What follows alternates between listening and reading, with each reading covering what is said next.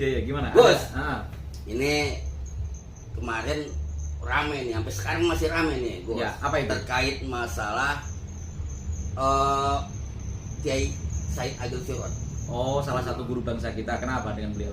Jadi ada orang HTI yang mengatakan gitu, bahwa Kiai Said, HTI organisasi terlarang itu? ya itu mau udah dibubarkan. Oke. Gitu. Nah, Cuman bibit-bibitnya masih banyak. Oh gitu. Nah terus gimana? Jadi yang namanya Wasinuddin ini dia membuat pernyataan sesat terkait masalah Kiai Said Agil Sirot itu mendukung PSN dan PIK. Itu gimana menurut pandangan Gus Irfan? Oke, sebelum ke sana, terima kasih One Back. Saya akan mendasari segala sesuatu dari pada dasarnya dulu, titik baknya dulu. Apa Jadi itu? ibarat rumah itu ininya apa? Fondasi. Fondasinya harus kokoh dulu. Jadi sebelum kita sampai ke genteng. Iya. Jadi gini, al ulama warasatul anbiya. Kiai Said Agil Sirot kan memang nggak bisa diragukan kapasitas beliau sebagai ulama, Oh iya. alim alama yang gitu. Lah, beliau tentunya membaca menilai segala sesuatu tentunya sesuai dengan din. Din kan artinya tata aturan. Din yang dimaknai agama itu maknanya yang pas itu aturan. Sesuai koridor. Nah, makanya berkali-kali saya bilang falsafah orang Jawa leluhur kita bahwa desa mawacoro, membangun desa itu harus dengan cara yang paling basic dulu. Iya. Naik dikit, negara mawototo, negara itu dibangun dengan tata. Nah, yang paling ujung khalifahnya menungso maworoso, memperlakukan manusia itu dengan rasa. Oke. Jadi mulai dari din tadi, aturan tadi, tentunya Kiai Said tidak sembarangan mengeluarkan statement tentang PSN PIK ya, bukan PIK-nya ya. Iya. PSN PIK 2. PSN PIK 2. Ini perlu digarisbawahi ya. Nah, ini blundernya pernyataan si Coach ini tuh bagaimana? Jadi beliau kan melakukan hal itu kan tentunya dengan pertimbangan apa itu namanya ihya ilmawat. Bagaimana itu menghidupkan ya sesuatu yang mati, tanah atau apa. Di zaman Nabi itu ada namanya ketika Nabi dikunjungi salah satu sahabat dari Yaman, Yaman pedalaman lagi. Iya. Nah, dari Ma'rib namanya Abyad bin Hamal. Ya. Abyad bin Hamal itu minta pada Nabi apa sebagian tanah, dan tanah itu mengandung tambang garam. Nah, oleh Nabi diberikan, tapi akhirnya Nabi oleh sahabatnya yang lain diingatkan bahwa tanah itu, tambang garam itu adalah milik umum.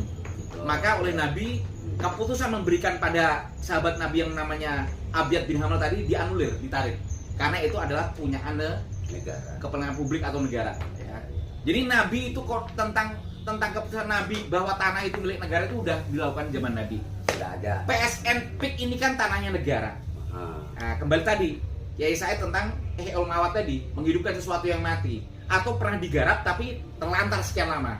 PIK ini kan adalah tanah negara yang sekian lama tidak digarap, Mati bahkan terjadi kerusakan-kerusakan oknum ulah-ulah manusia. Akhirnya diambil lagi tanah ini.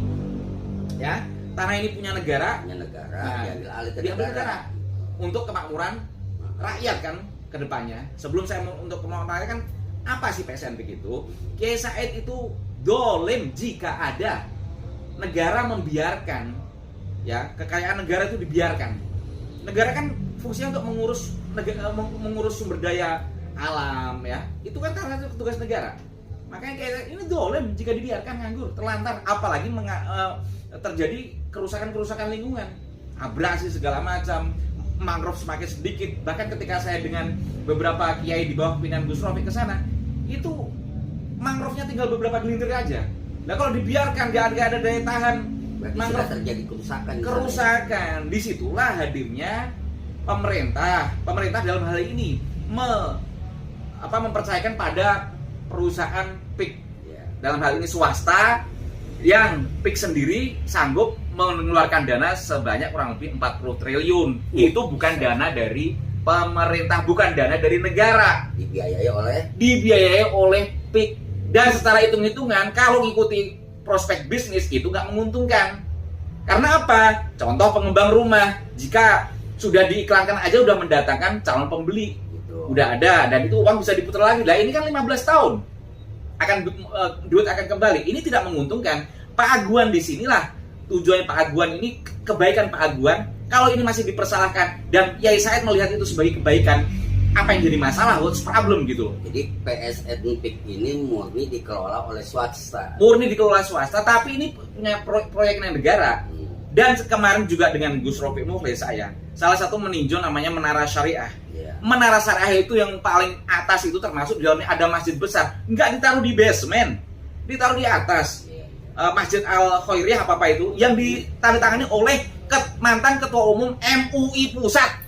Dan beliau juga mantan Rois Am Suriah PBNU. Nah, selain mantan Wapres.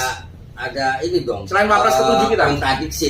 Karena kan MUI menyatakan dari Mukernasnya itu untuk mencabut pembangunan PIK. Ini bagaimana menyikapi?